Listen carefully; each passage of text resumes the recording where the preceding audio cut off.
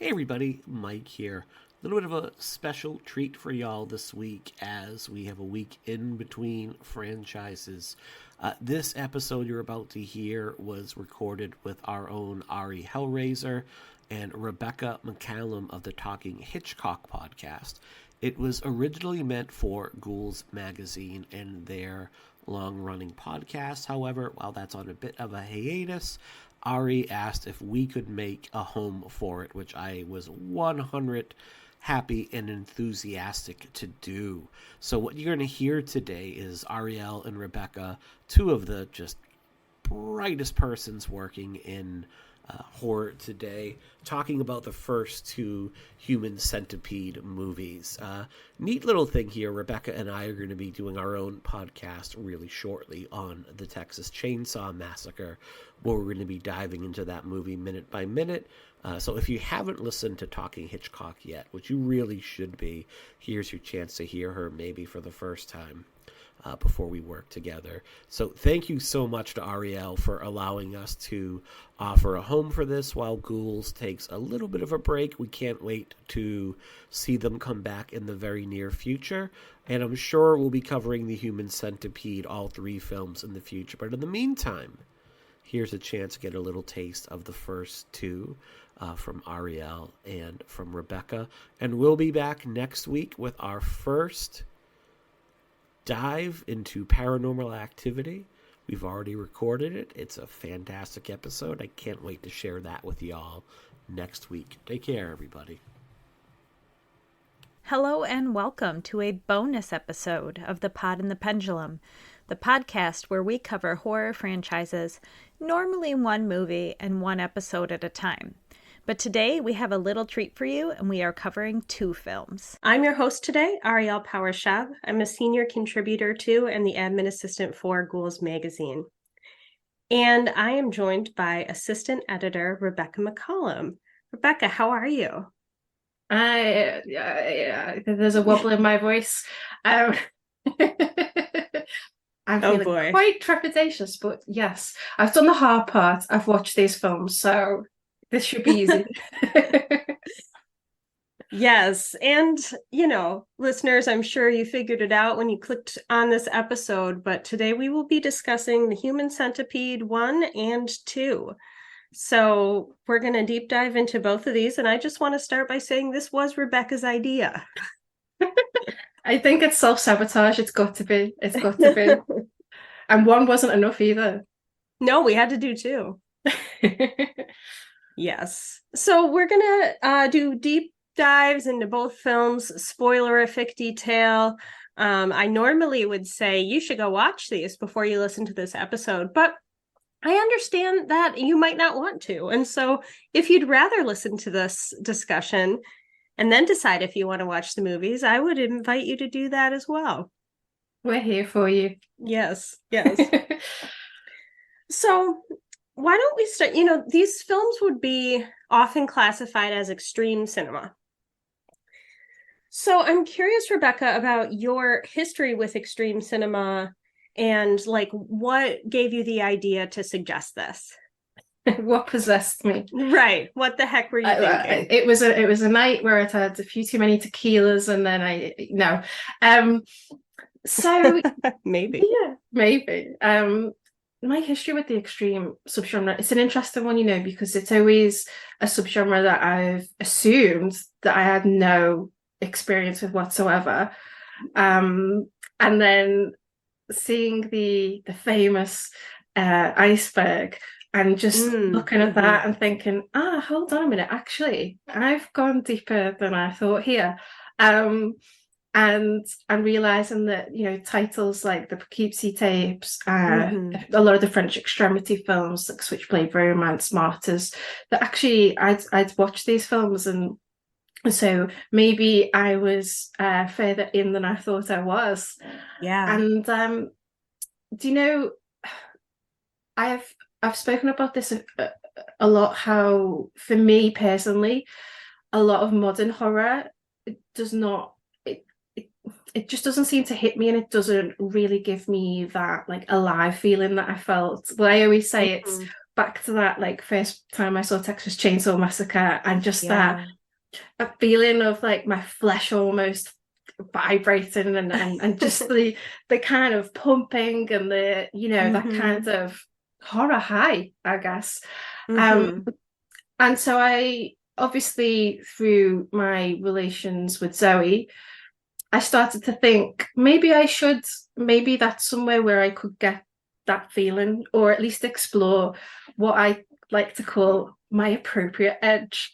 Yes. I was curious to find out where that lay as well. And the two of us did a few episodes for Ghouls Gang, where we covered things like Henry Portrait of a Serial Killer, Serbian film. And I realized that when I started to watch these films, they did give me that feeling, but actually I'd overlooked the ability of these films to really present a lot of food for thought when it comes to sort of socio-political messages as well. It's like these films are, I mean, horror is such a perfect genre, isn't it, for, you know, exaggeration, and it can go anywhere, it can do anything, and it can use that as metaphor. And so I found with the extreme films, once my stomach settled down, that actually there was a lot more to them than I thought. And so we arrive at Human Centipede. Two films that I've heard so much about and I always wanted to have an opinion about, but you know, for me, like, note number one is like you should never really voice an opinion unless you've actually watched, you know, unless you've actually consumed that art. And so I thought, well, what a perfect way to do it. Yeah. I mean, not to go on a tangent, but you know, an example of that, one of my favorite films, which it could be classed as an extreme film, I think often is Antichrist. And people will know that that's a really special film to me, who, you know, how it helped me with my mental health and anxiety.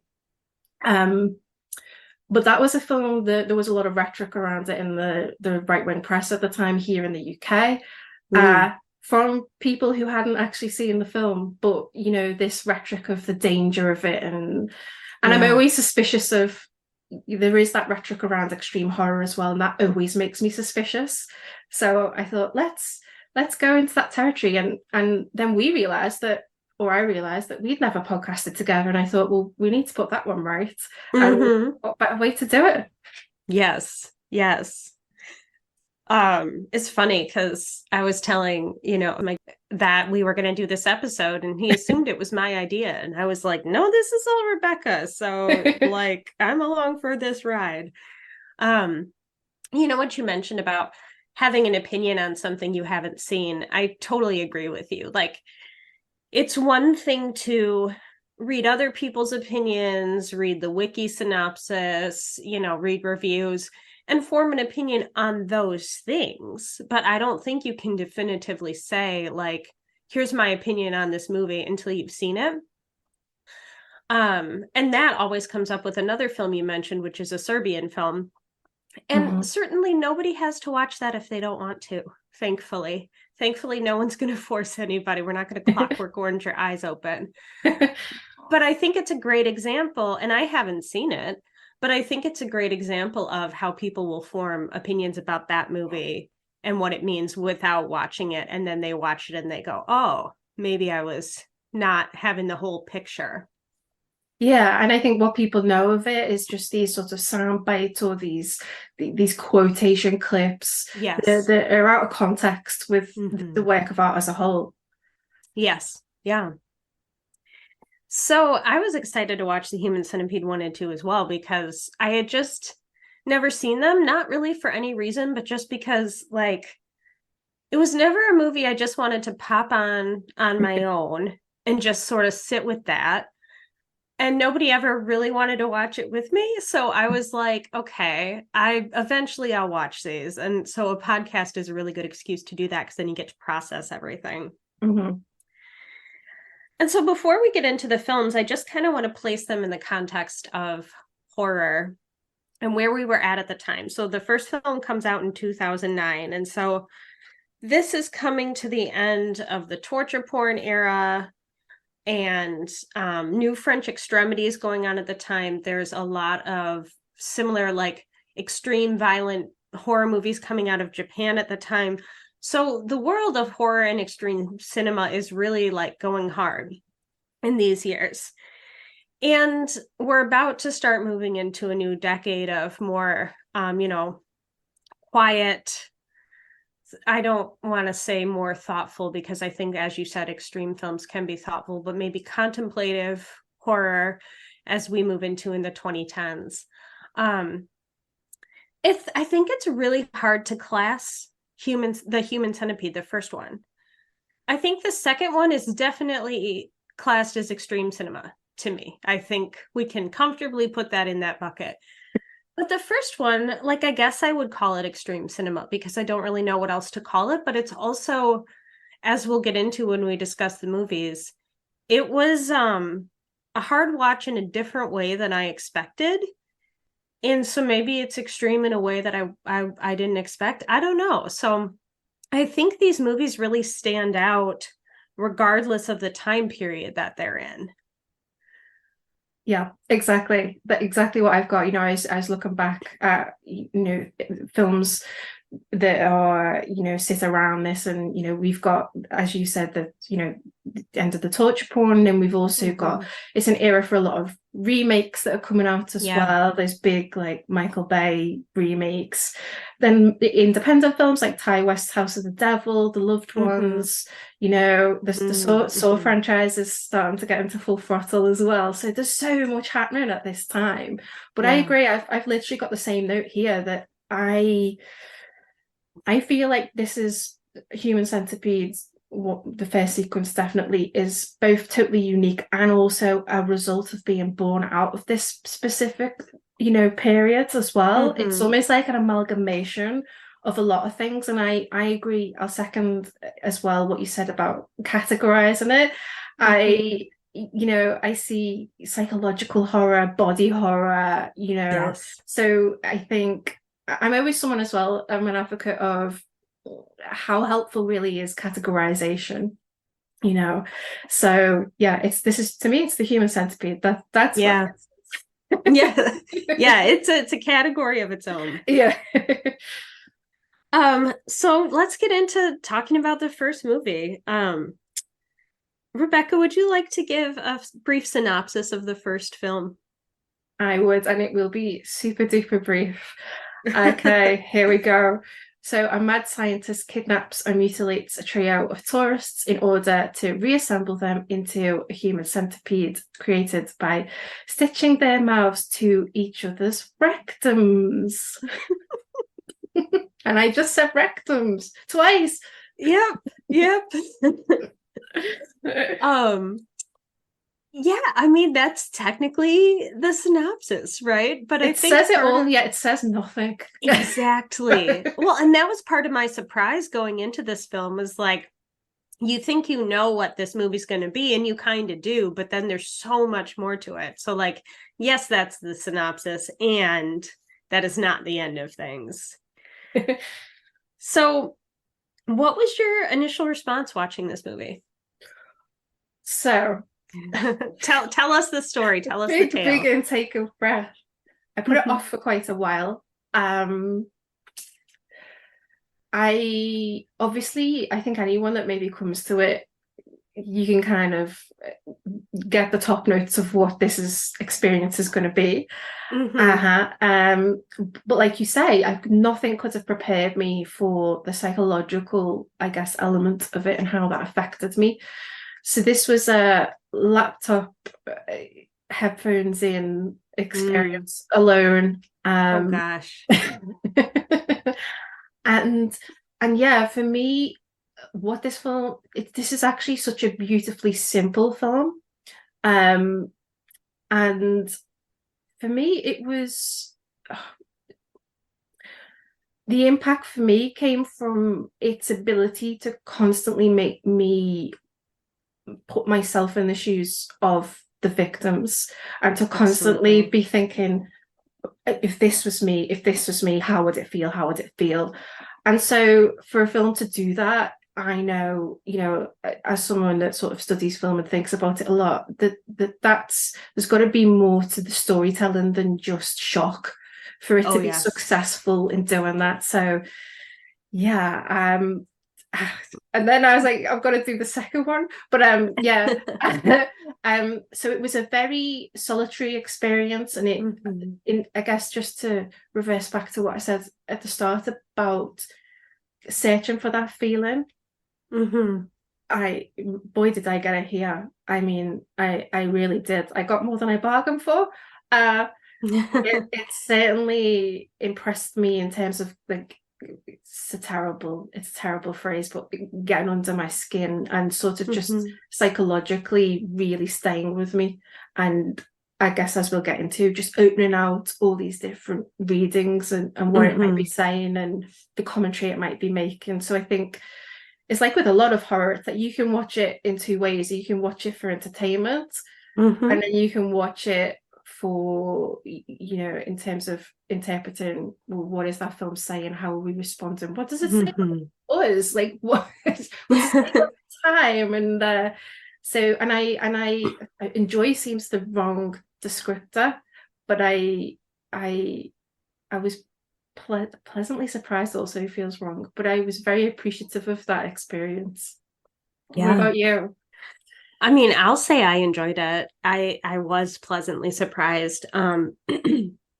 Mainly, you know, the thing I enjoyed was not like, I love seeing mouths sewn to rectums, but it was the way it made me feel. It was the way it made me emote. It made me feel genuine empathy. And, you know, sometimes the best scary movies don't make you feel fear necessarily, but they make you feel empathy. And that's where the fear comes from, is putting yourself in the shoes of whoever in the film, in this case, the victims. So I loved that. And I did not expect that going in. And so I was surprised throughout. I love the portrayal of the doctor. And I think there's a lot to his performance that is so subtle but meaningful in the movie, and the choices he makes and the words he uses. And from the get-go, we don't trust him. You know, this is not a movie that's asking you to empathize with the villain. There's a place for that in horror movies, and that's a really worthwhile discussion. But that is not what the Human Centipede is doing. They want you to know that this doctor is off his rocker from the get. So, and they show us that, and they never back away from that. And I thought that was really brave as well, to just say, like, this is bad, guys, going in, just know that. I would definitely watch this movie again. It's really stuck with me, and I've thought about it a lot. And as you know, Rebecca, it inspired me to write an article that I won't talk too much about because it's members only. So go read it if you're a member, and if you're not a member, become one. But it made me think a lot about abortion access in the US and bodily autonomy. And like, I didn't expect this movie to inspire so many, like, deep, lasting thoughts. So my initial reaction was super positive in terms of movie watching experience. Yeah, and that article that you wrote was just absolutely fantastic, and thank you. So powerful and so articulate, and just speaks to how people misjudge the extreme genre and what it's capable of putting on the table. You know, and I think for me, another thing about this film is the turns that it takes. I mean, I think I remember writing in my notepads, it can't get worse than this. And then 15 minutes later, scratching that out and be like, right, it can't get worse than it is now. And it just constantly, you know, I guess you just spoke about how horror uses, like, heightened language and imagery. But I was so impressed by how it continually just took things to the next level in terms of, like you said, like, emotively, psychologically. And I totally agree. You know, I think when it comes to I think it's Dr. Joseph, I think when it comes to him, it's almost relying on, like, our own understanding as horror fans of what is a villain, what does a villain look like. It's not we know through the casting, and we know through, you know, the gestures and the way he moves, the way he handles himself, where he lives.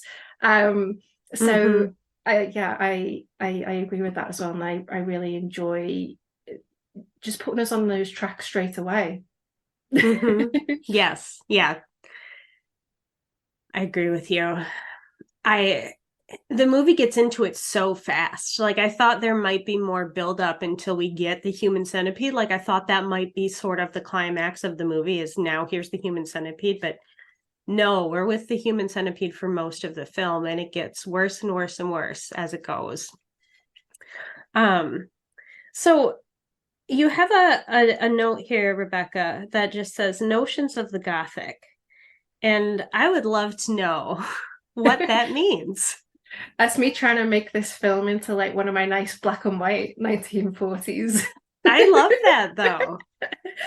But yeah, I think this film is, and again, it just speaks to like the self-reflexivity and the intertextuality of cinema, in that, you know, the extreme horror can also be influenced by the Gothic. And I just think I was really struck how there was something so Dracula-like about Dr. Joseph. Oh, yeah, you know, he's got you're this, right. got this lair. I never thought of that.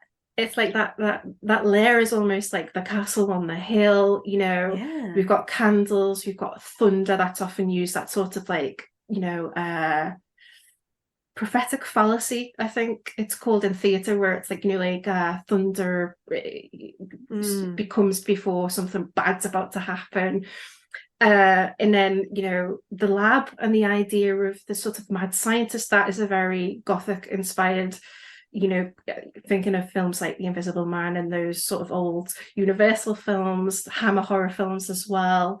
You know, when we see him licking blood, and whenever he's outside, he wears like these sunglasses. So I'm like, oh, is that a nod to the vampiric? Yeah. Oh my gosh, Rebecca, I didn't think about any of this, but you're so right. That's all there. I mean, certainly the mad scientist parallel to Dr. Frankenstein making a creature creation. But also vampires and the way they use the set and the lighting. Yeah.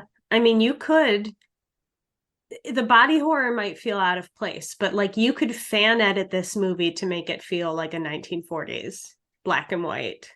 You could. I think you could. Yeah, get some, you know, a nice sort of Hammer inspired score over the top, and yeah, enhance those shadows, which I guess, you know, there's a bit of like the German expressionism there.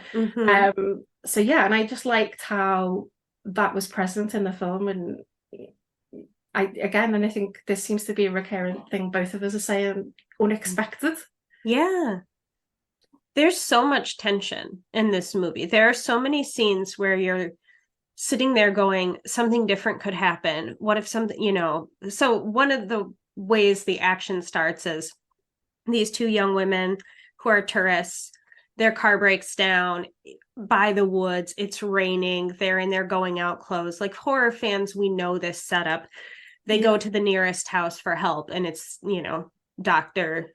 Crazy person making a human centipede, but they don't know that. But like, we know that even if we don't know what's coming, you can feel it from who he is, but they don't have a lot of options. So they go inside, ask to use the phone, and he ends up drugging them. And that whole sequence is so tense because you're thinking, go anywhere else, do anything else, like just walk on the road until you find something else, but you know that they won't. I was really surprised at how this movie used tension for its storytelling too, and not just not only the body horror, but things on top of that as well. I would say for me, like, that was what affected me most, and that idea of, like you say, they have an encounter with a very like lecherous man first before they get into the house. So you're already like, oh, they're vulnerable as well. And like you say, you got those, like the cars broke down, and it's like, it feels, oh, this is a typical horror film, and then it just subverts it immediately. I was gonna ask if you ever had any sort of tourist horror stories happen to you? Gosh, that's a good question. I don't travel a lot, so I haven't had too many experiences with that. But one thing that could have been a horror story. A few years ago, I went to New Orleans with my best friend, and neither of us had ever been there. And it's a super spooky city. So it was a really fun vacation. And she and I are both, happy to talk to strangers, which is definitely a thing about where we're from in the United States. People tend to be very friendly towards one another. I think in a big city, that's less of a thing. But, we're both like perfectly happy to make friends with whoever. And so there was like some sort of severe storm warning. So we ran into the nearest bar and we're like, we'll just ride out the storm here. And we started talking to the bartender, who was a local, and he seemed like a super nice guy. And so he was like, if I get my shift ends at this time, if you want to know where all the cool places are, like, we'll take you around. We were like, sure, let's go. And that ended up being like really fun and all very good and above board. And he was great to hang out with.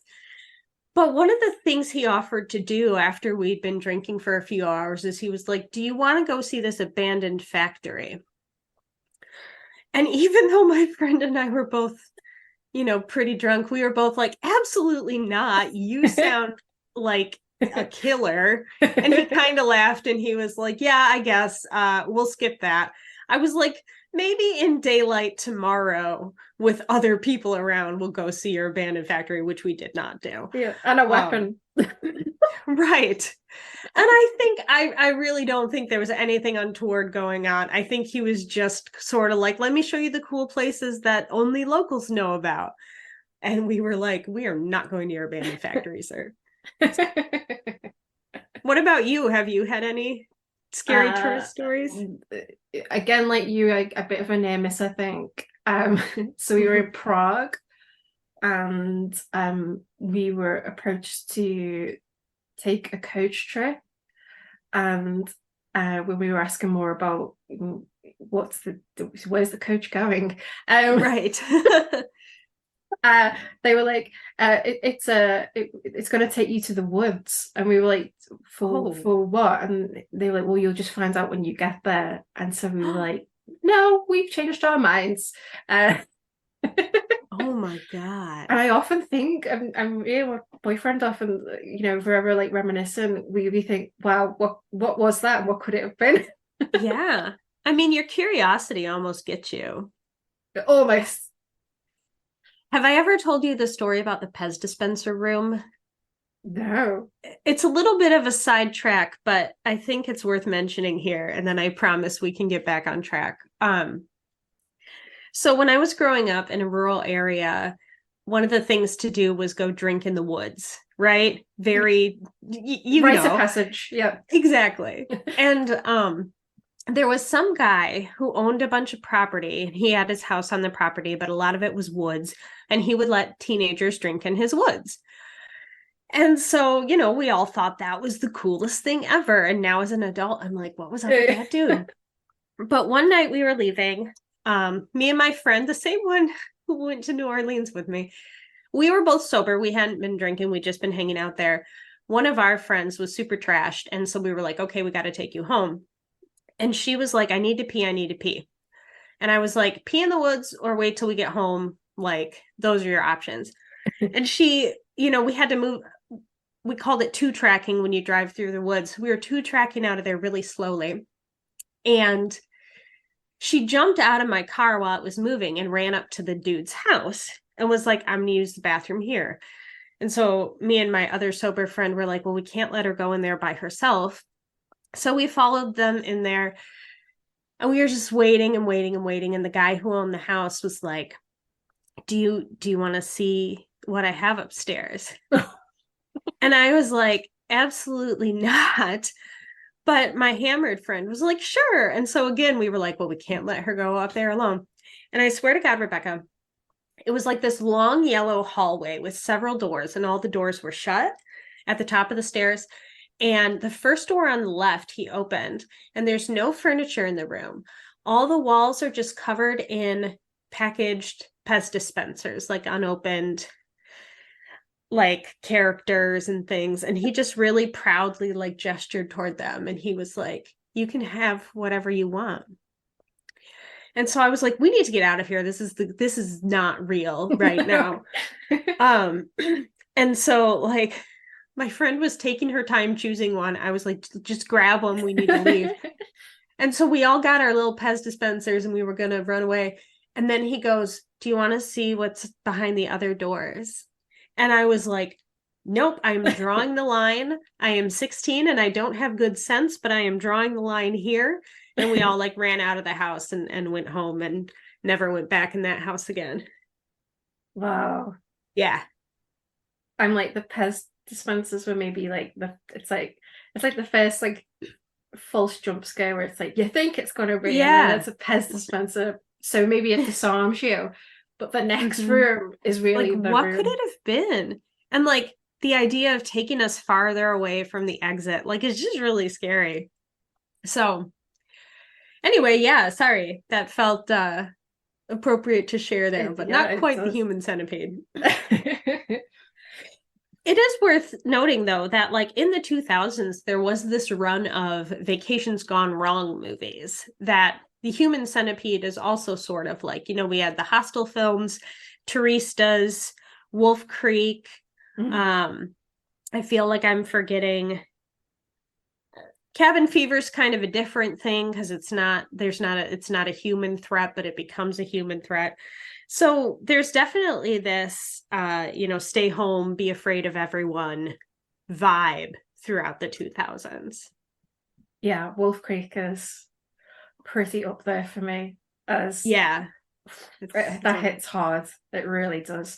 The idea of like waking up tied up for me is like such a huge fear. Oh God, yeah. That now it's a fear of mine now that you've mentioned it. I'm now afraid of that. We also wanted to talk about the God complex of the Doctor. And we mentioned that a little bit, but I think he definitely has this idea that like all his ideas are great and he can do whatever he wants, but he never wants to put himself in those ideas. So what do you think of like how he positions himself in this movie? Yeah, I think what interests me most about him, as somebody who is always, as someone who's got a very analytical brain and who's always told to question things from a young age, which is a super healthy thing. And everyone should absolutely always question things. I want to understand why. Like for me, it's the question of why does he want to do this? Yeah. Is it I guess it folds back into that mad scientist trope again. And is it for ego? Is it madness? Is it curiosity? What is it? I don't ever really feel like the film conclusively gives us that answer, and I appreciate it all the more for that.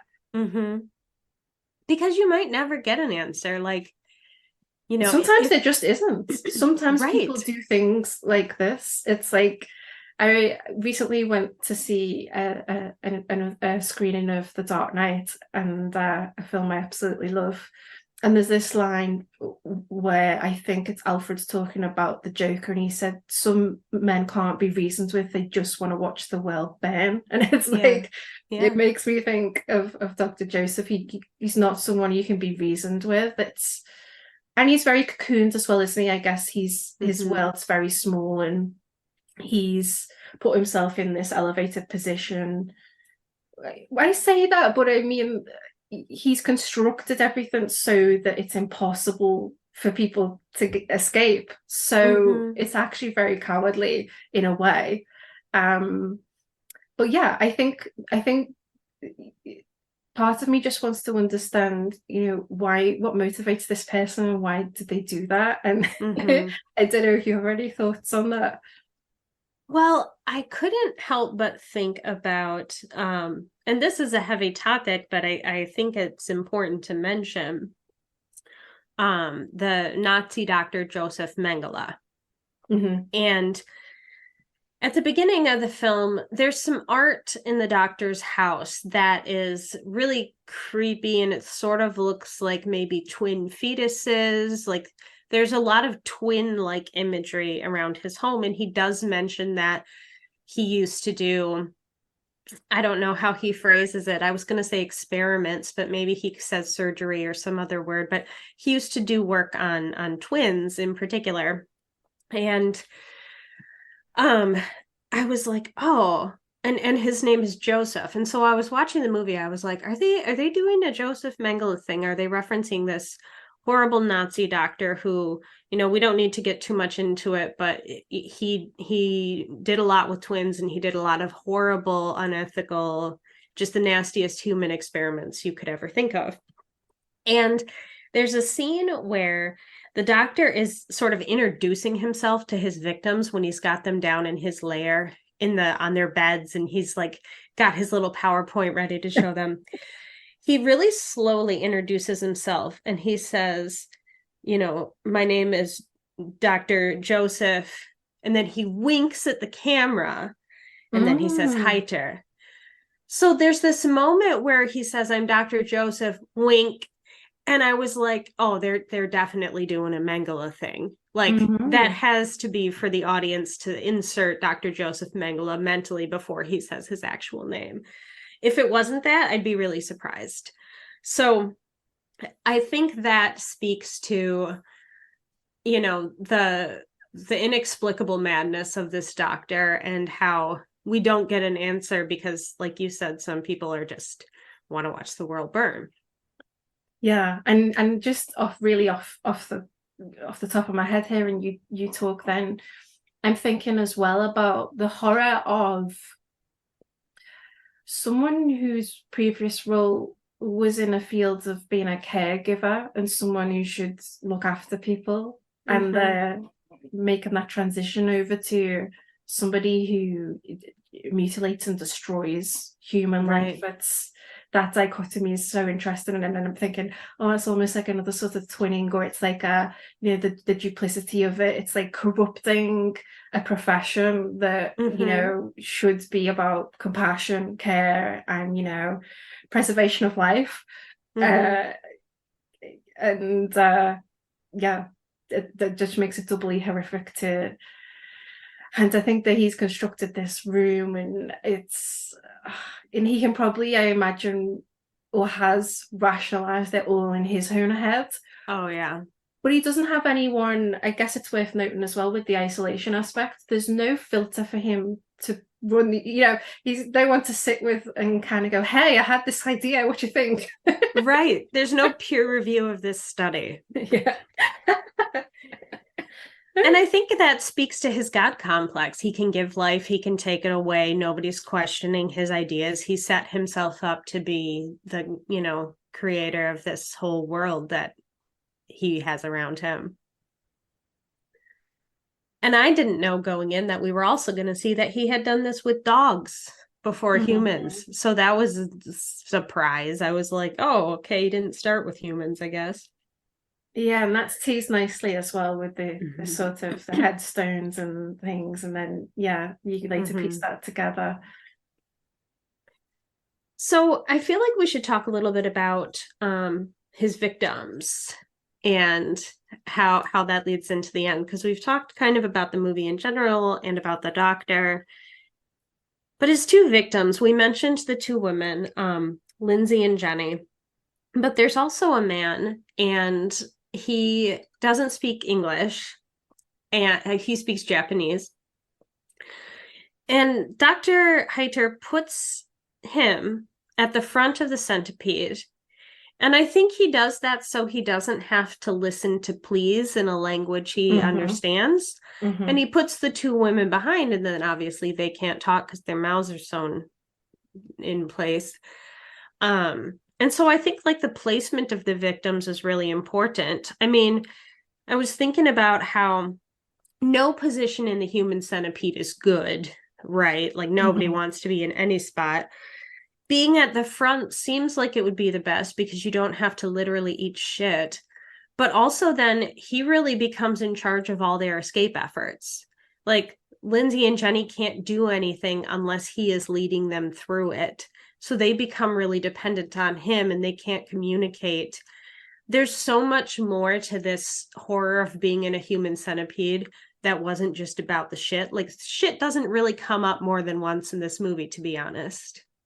Yeah, that's really interesting about the placement. And I'm thinking about, although the man in this case is, he presented very favorably, I'm thinking about what it represents as well, and this idea of, women again, their power being taken away from them and becoming passive figures at the direction and the push of men. So yeah, that's very interesting. Yeah. One of the reasons I was nervous to watch this movie is because I am just personally really grossed out by shit. And like, I had really worked myself up to be sort of like grossed out and afraid of what happens. But there's so much more that is scary and gross that happens in this movie that doesn't have anything to do with that. Like, one of the women dies of an infection from her stitches. And like, of course that would get infected, and then it's not going to be treated. And so like the way that she dies isn't even necessarily like, it is related to being a part of the human centipede, but it's not like her body dies of malnourishment. She dies of an infection. Like, this goes from beginning to end so quickly because for all his medical training, this is not something he could actually sustain. Yeah, that's interesting, isn't it? That is interesting. No, that death is horrific. Because I think I kind of found myself willing for something to happen, but then also thinking, well, if they do make it, then what? Right? There's a hopelessness to this film. There really is. Yes. Yeah. What about the ending where everybody's dead? What did you think of that? It's just like, I just couldn't quite believe how it could keep taking me to those places. And obviously I'm rooting as an audience member, I'm rooting for them to escape. And it looks at one moment like that might be a possibility.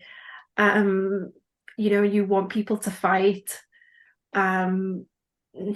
Being between two dead people is just, how they come up with that, it's just beyond me. And then, the idea of, yes, they've gone through this trauma together, but then they individually have these traumas. I think it's Katsuro who talks about, being cast out as a child. So it's like those personal internal traumas are also informing, the decisions that people make as well. Yes. And there is kind of a moment of hope when the authorities show up, because newsflash, all the evidence points to Dr. Heiter. Like, he is not hiding, right? He's not hiding his crimes very well. There's all this evidence. Not hiding. Right. And so they show up and they're like, immediately, we know you're doing this, but they get killed also. And so then there's just absolutely no hope. It's that idea as well, like just I guess we see it a lot in horror, actually. I wouldn't know too much about extreme horror because I'm still working my way up or down an iceberg. I don't know which way it goes, but I'm working my way. I'm doing what feels safe. But I feel like in horror as a whole, the establishment, the authorities don't come off well. Horror's often critiquing the authorities, I guess. Just the ineptitude of them. I would leave one man there and then go and come back. But the fact they both leave, it's like, no, these are terrible decisions. They know about the cages. They've heard about the screaming, the Americans say in the car as well. And I like actually how the film plays on the earlier scene that we've seen with the girls and like the preparing of the drink, and because you've seen that already, so now we're queued up for what it is. Yes. And you're just going, no, no, no, no, no. Yeah. It's a really emotionally impactful ending. Because kind of what else could happen? How could there be a good ending to this movie? From what we've seen throughout the whole movie, what else could possibly be realistic? And so it feels like it makes sense, it follows, and it is a horrible gut punch for these people you have so much empathy for. So it works really well. Yeah, it does. And I think, it leaves me with as well, like a thought about, what lies beyond respectability. It's like Dr. Joseph, he doesn't, I know we read him as a villain, but he embodies those ideas of respectability through his profession, Yeah. through his class, and just extreme horror, maybe sort of riffing on this idea that beneath respectability lies, violence and like darkness. And I think as well, it made me think the centipede itself, it made me think about identity as well, and how society forces us to consume. And just the idea that in a consumptive society, I personally often do feel quite sort of faceless, and what's my identity? And obviously a consumerist capitalist society is driven by this idea that we always want what we haven't got and can't have, and we always should be somebody else. And I like this idea of how it might be exploring the idea of how those things make us feel imprisoned as well, that we're imprisoned by those who are in power. And we're being fed whatever they decide to feed us. Yep. Yeah. Which is shit. Yeah, that's it. Nothing nourishing. It's not nourishing, No. That's it. Yeah, and they'll beat us, and they'll treat us like animals, like we see here. They'll humiliate us. It's yeah. Yeah. So this is a movie that's going to stick with me for sure. Before we move on to the second film, is there anything you wanted to mention that we didn't get to? I don't think so. I was just you said that you would rewatch this. I'm not sure I'm there, but yeah. I'm not like lining up to do it right now necessarily, but well, once we've finished, we're gonna have a watch party. Yeah. I do think it would be, especially if I don't know. Yeah, I feel like there's so much there that I haven't thought about. I want another chance to think about it. Yeah, sure. I think I always feel like every film is made to be watched at least twice, because you've got what happens, and then once you go in a second time and you know what happens, and you can focus on the how, and there's like nuances, can't you? Yeah, yes. And there's there's so much love and like thought that went into this film that I want to experience all of it. Which, is a great segue into the second film, which is a bit of a different vibe. Yeah. So, different flavor. Yeah. Let's talk about Human Centipede 2. So, a quick synopsis for everybody. Martin is a disturbed man who was abused his whole life. He is obsessed with the human centipede, which means he's in our world. So Martin lives in a world in which the Human Centipede is a movie, and he's obsessed with it. His grand plan is to make a 12-person centipede, which he does, after killing his mother. It goes about as well as you would expect, and there's a lot more shit in this one than there is in the first one. I think it's worth mentioning that this movie's in black and white. Except for a few certain parts. I don't know if there's a version of it that's in full color. I actually don't know if there is. No. But it looks really different than the first movie. And, everything is kind of bigger in this one. The centipede is bigger. The gore is bigger. The disgust factor is bigger. There's more ick. So What was your initial response sitting down to watch this one, Rebecca? um uh, Reach for a cuddly toy, I think. um yeah, but so the black and white thing is interesting. I want to pick up on that, because after you just highlighting that this is in the kind of quote unquote real world, isn't it interesting to choose to put it in black and white, which actually serves to make it feel like more removed from reality? That's true. It's interesting that this film plays about with tone a lot more, you know. It feels a bit more artsy, you know, a bit noirish at times. It's meta, obviously. Yeah. I think the one word that I kept writing was misery, misery, misery, misery. Yeah. This film is agony. The first half of this film in particular, for me, is just the misery in it. I mean, we talked about hopelessness before, but my God, this film, it's like I don't remember feeling this kind of agony since Hereditary. Yeah.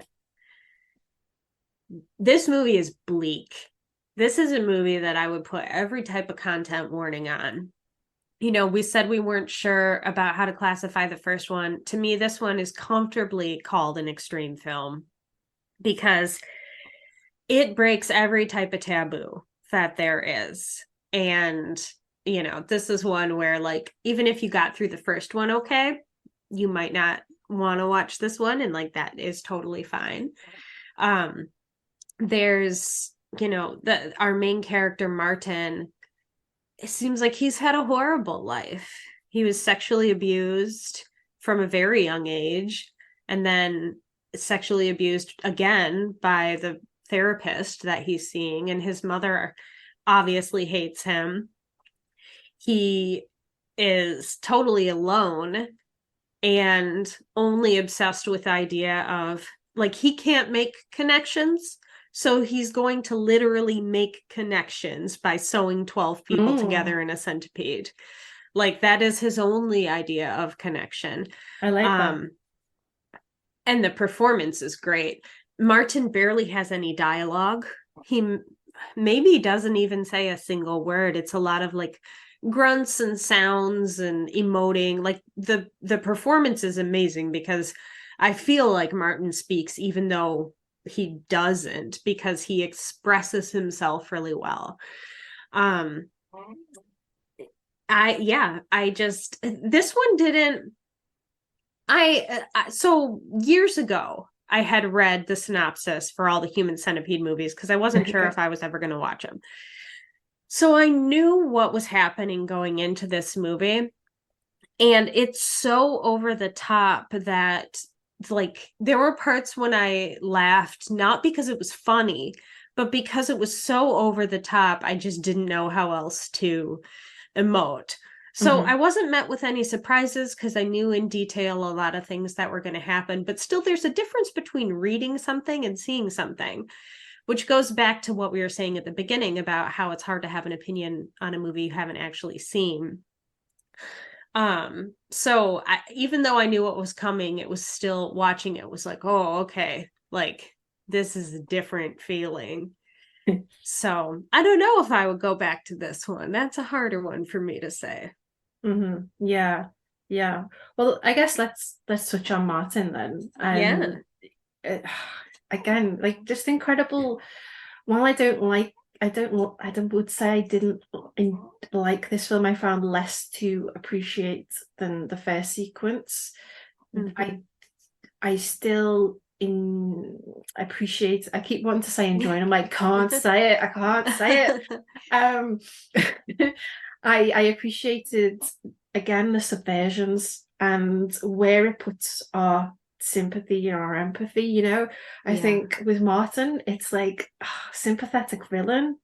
Like, why, again, you know, I was surprised at how much I kind of went between that empathy and then, you know, feeling more against him, because the film gives us those sort of scenes at home, so we get the empathy there. you know, some of the people as well as victims are not likable victims. So Right. you're right. So I'm almost rooting for him in some of those scenes, which from an audience complicity perspective is really what a position to put us in. I guess there's something as well very infantilistic about Martin, you know. There's something like babyish, and I'm not talking about like physically, I'm talking about there's a vulnerability to him, you know. He's someone that hasn't had any love, and when we don't have that, we look for attachments or as you said, Ariel, connections elsewhere. You know, also like working in security as he does, it must be very boring. And I think mentally you could probably go off the edge quite quickly in a job like that. Yes. So you think, yeah. Especially when you don't have anything to go home to. You know, it's not like he has a loving family or a ton of friends. It's like, oh, I just got off work, but it's okay. I get to go hang with the people who love me.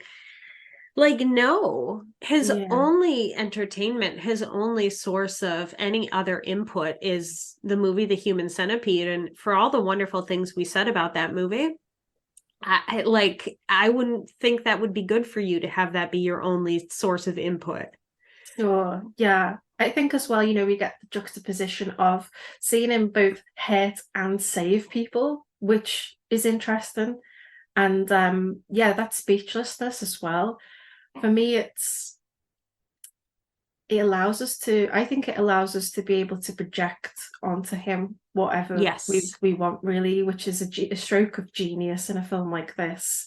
And yeah, the way this film turns my empathies and then where it goes, and then it makes me feel like an absolute idiot forever, really having empathy. But Martin, I feel tons of empathy for Martin. And like, yes, he does make choices that, you know, are objectively bad, but like, you can feel empathy for the way that he has been a victim his entire life and had no love. Like, we would never wish that for anybody. And that is a difference to the first film where Dr. Heiter is, you know, there's no empathy for him at all. And then Martin's doing possibly way worse things. At least we see him do a lot that's worse, just objectively by the amount of humans he kills. But we feel more empathy for him. I think that's a really interesting, like, thing to make us process as viewers. Yeah, absolutely. I mean, many times it does feel for somebody whose horror, my horror diet preference is like those old films and slashers. You know, it feels like almost an attack. Like whereas in the first one, I get a very simple idea and executed very well. I do feel like at times this one is deliberately trying to be provocative and disgust you. Yeah, very much so. And that's a little bit about where this movie came from. So my understanding from what I've read and listened to is that, you know, The Human Centipede, the first one, had this reputation of being so extreme. And then when a lot of viewers went to see it, their response was, oh, that wasn't that bad. And I kind of get what they mean. Like, we talked a little bit about that. It shocks you in ways you don't expect. It surprises you and makes you feel in ways that aren't just people are sewn together ass to mouth. So all of that got to the filmmaker, Tom Six, and he was like, oh, that wasn't that bad, eh? Let's do it then. Like, let's give you what you thought you came for. Let me give you a Human Centipede. And I was listening to a conversation, I believe it was on the evolution of horror, with Dan Martin, who was one of the special effects creators for the Human Centipede 2. And he was talking about conversations he had with Tom Six, where Dan Martin would say, like, hey, maybe we should do this effect differently. This is definitely this is going to get cut. Like, this is never going to pass. And Tom Six would be like, yeah, that's the point. Like, we need to really go for it. And so then Dan Martin was like, oh, okay, that's what we're doing here. So this film was made specifically to be, let's shock you in all the ways you thought the first one would and more. And it definitely does that. Like I said, it goes down the list, ticking every taboo you can think of. And so if you're someone who has a problem with movies that are shock for shock's sake, you're going to have a problem with this movie. And I don't necessarily think shock for shock's sake is a bad thing. Shock is an emotion or like a feeling. And if cinema is meant to make us feel, like Human Centipede 2 definitely does that. So I still think it's very much worth talking about. But it's interesting where it came from opposed to the first movie.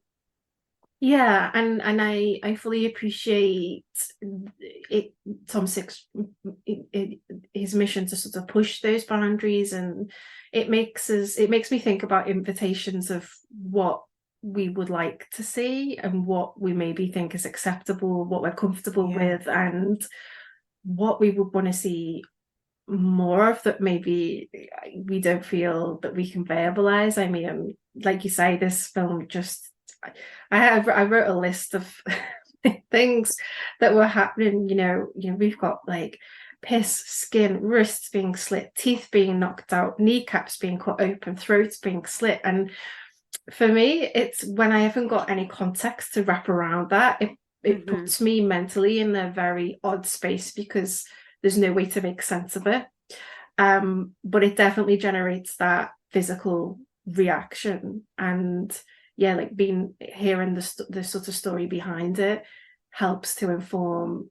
It certainly has helped for me to inform, why those choices were made, and I definitely support anyone who pushes boundaries in art.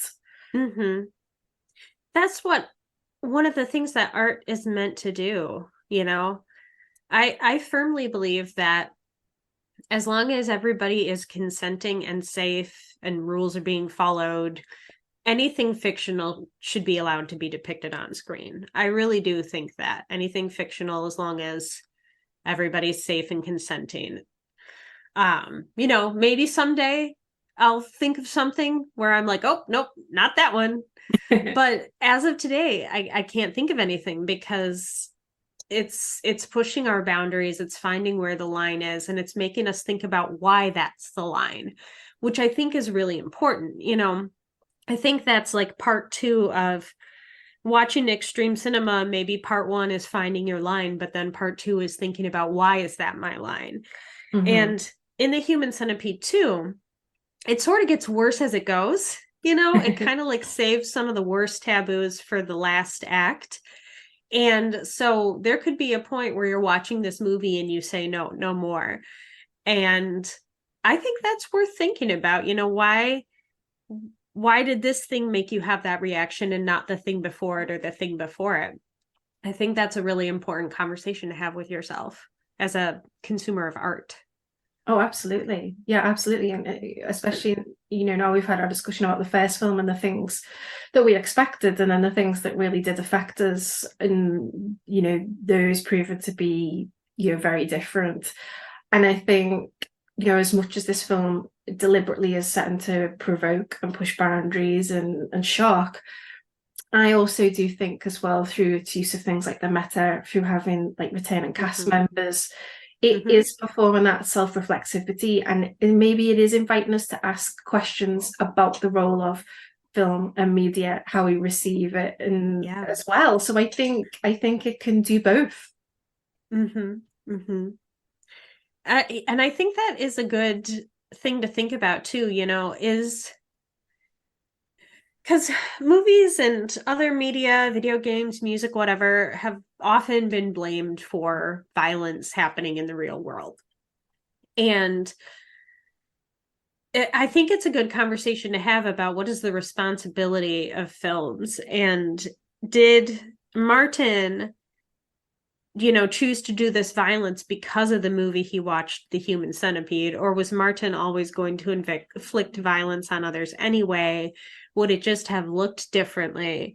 And I mean, as horror fans, I think we're used to, at least I am used to being on the defensive of like, no, movies don't make killers, like that line from Scream. But I also think like that you can't say it's zero. Like if Martin had never seen the Human Centipede, I'm betting he wouldn't have had the idea to make a Human Centipede. That doesn't mean it made Martin a violent person, but like maybe it gave him that idea. I think it's a hard thing to talk about. Yeah, it really is. It really is. It makes me think about as well,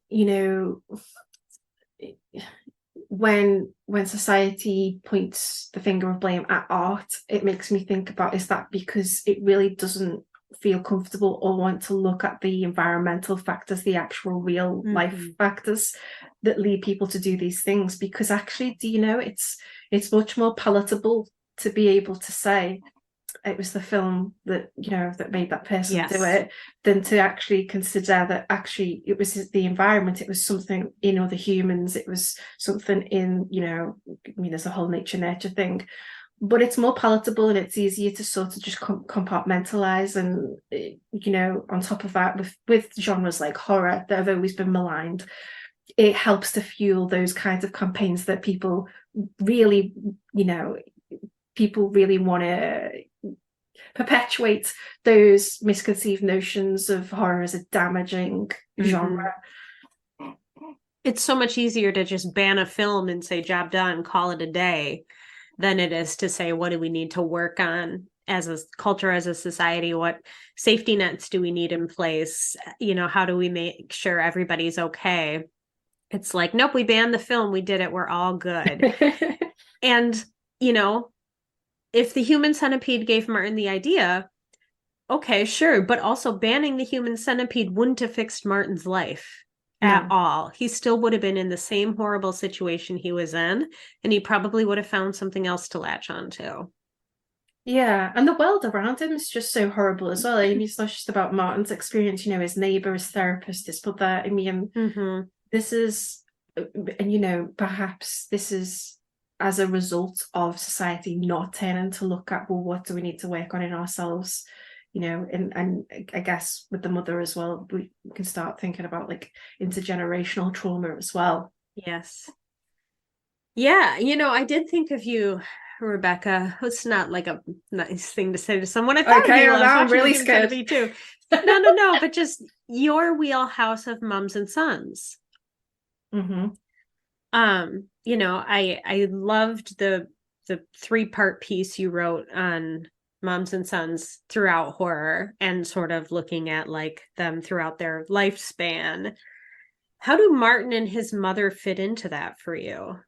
Oh, wait, I need an extreme edition now. Yeah. Oh my God, Rebecca, I would line up for that. Wow. Yeah, no, it's really interesting, isn't it? I think for me, Martin and his mother, I didn't think of mums and sons, actually. That's incredible. It's obviously in me, that curiosity. And I think I always said that I didn't realize at the time when I was writing mums and sons why I was doing it, but I think afterwards it was like sort of coming to that crossroads age and thinking, is this something I want or not? And how horror beautifully and so honestly, warts and all, it allows us to explore whether that's as mothers or as toying with, playing about the idea of what it might be like to be a mother. But with Martin and his mother, I guess another thing in my wheelhouse is Hitchcock, right? And very much so. Yeah, this was really, for me, I just couldn't stop thinking about Psycho. And not just because of this sort of obvious aesthetic, the black and white, but this idea of Hitchcock as well as a director who really was interested in controlling his audience and pushing boundaries and being like innovative and let's face it, really doing what he could to piss the senses off. And I think there's Martin gave me huge Norman Bates vibes, huge, that mother-son relationship, the blame, the guilt of, the idea of masculinity and what that should look like as well. be a man, be like your father, so putting that weight onto him. I think that's what the neighbor says as well. Yes. The clothes, the hair, the matricide. Just a bit of matricide. Just a little bit on the side. This idea of, I've decided to kill us both as well. Like the unhappiness and the misery that just seeps out from this relationship, that they're in this kind of pact. It's like that he can't relinquish it, Yeah. And then I guess that duplicity struck me as well, of like in Psycho we've got those two locations that really fascinate me, of the motel and then the Bates home, and the motel as being like the place of work, and Norman showing one that this is the very public side of himself, and then at home this is the private side, and seeing that again reflected here with we've got Martin at work and then Martin at home, so using those two spaces as well. So I could never have expected to go to Human Centipede 2 and be thinking about Psycho and Norman Bates and Hitchcockian connections, but there we are. I mean, I always say it, but Hitchcock's DNA is everywhere, and it is. He's made his way to extreme horror. I think you're absolutely right, though. It's not even a stretch to say it. It's not even like we have to do a bunch of mental jumps and make allowances and suspend our disbelief. Like, it's actually just right there.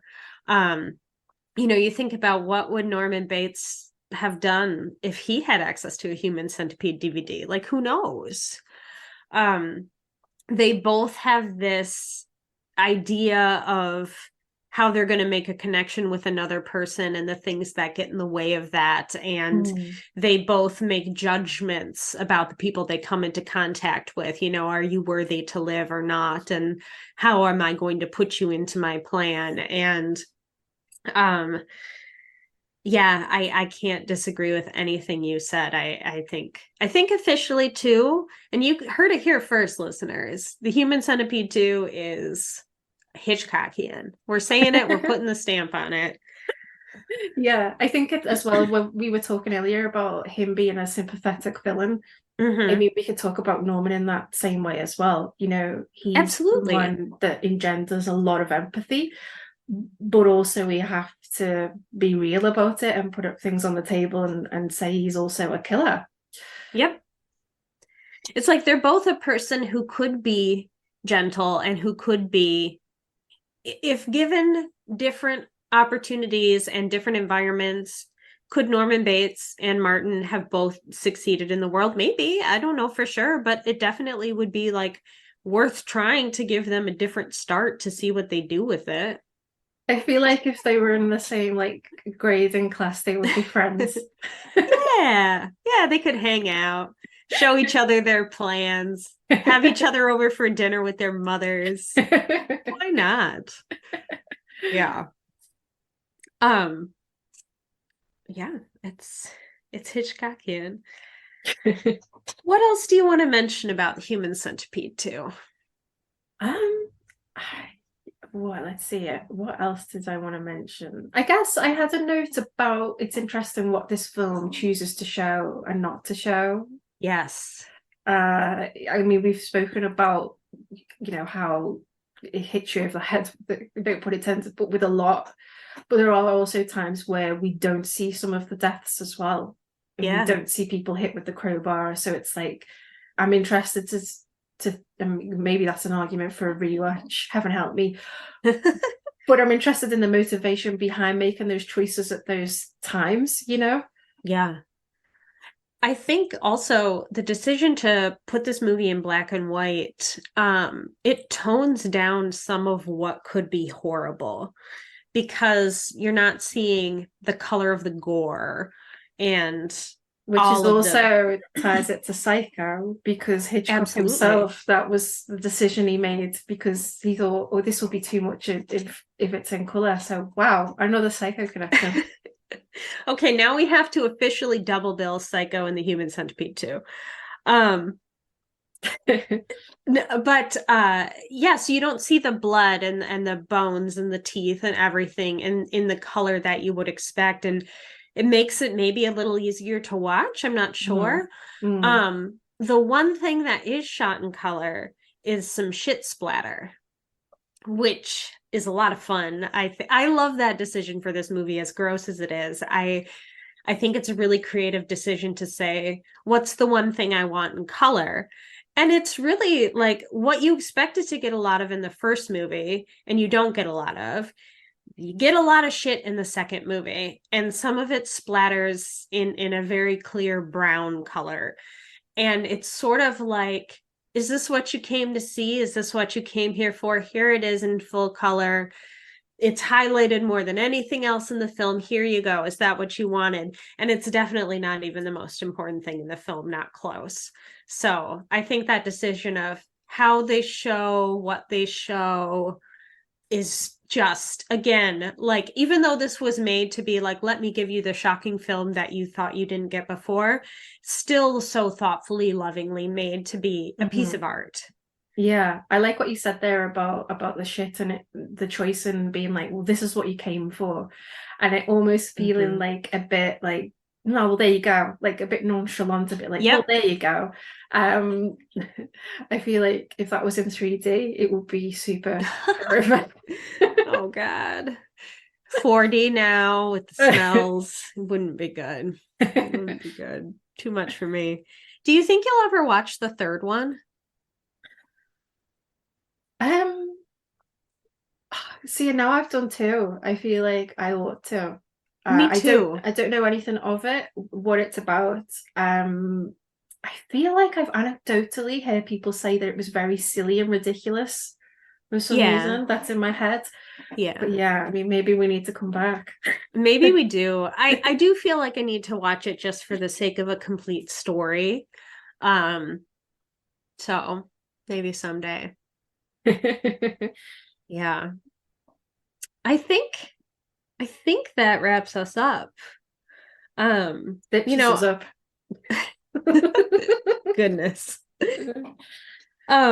So where are you at now in your extreme cinema journey? Where has this brought you? Now, this is interesting because when I watched the Serbian film for the Ghouls Gang podcast, I mean, that his reputation precedes it, doesn't it? These films I found harder to watch. So maybe that will encourage you. Maybe that's a nice little encouragement for you to go watch a Serbian film if you felt you could. So I kind of feel like I'm I'm a hardcore now.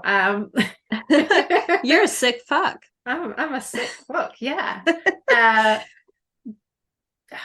I didn't mean it. I'm so sorry. It's so mean to call you that.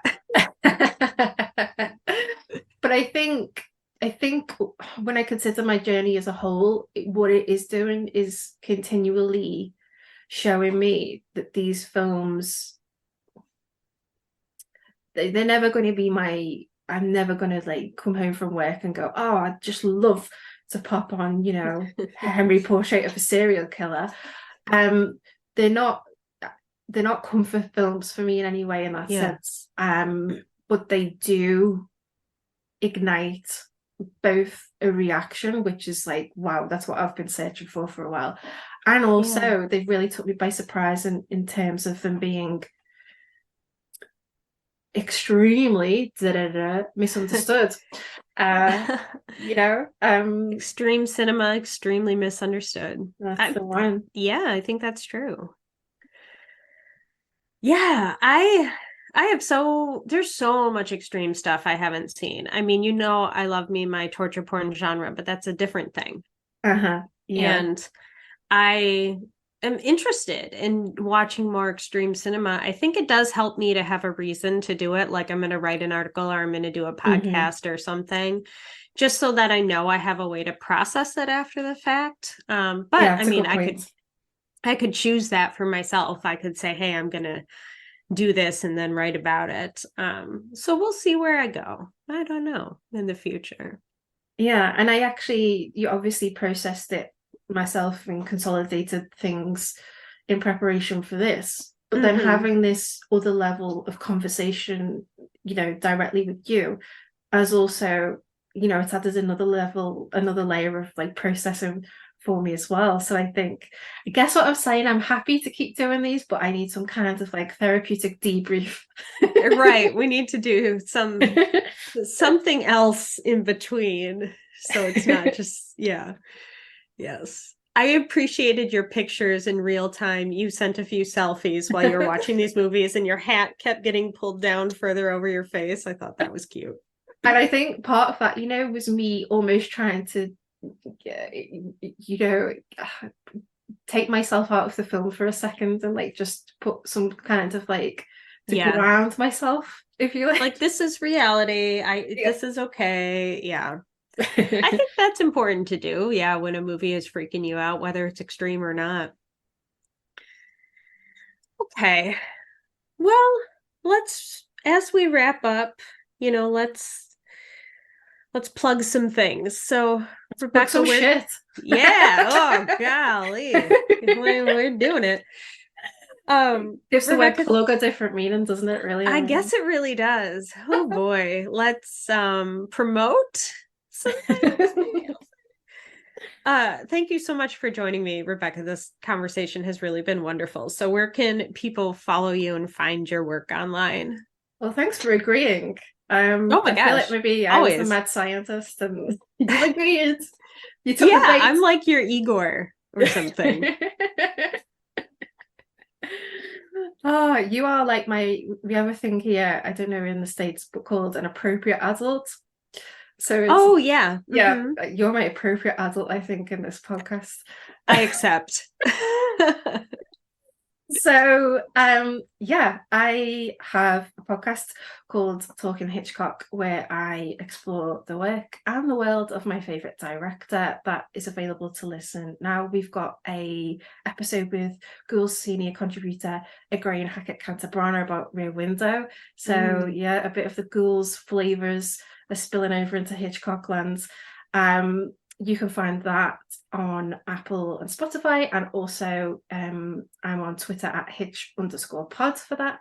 I've also had a few editorials with Fangoria recently on reading Vertigo as a possession film, and another on assessing who is the real villain of 1948's Rope.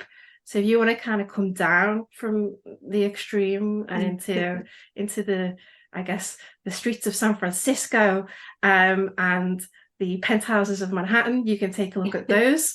And you can find and follow me at Pendle Pumpkin on Twitter and Instagram.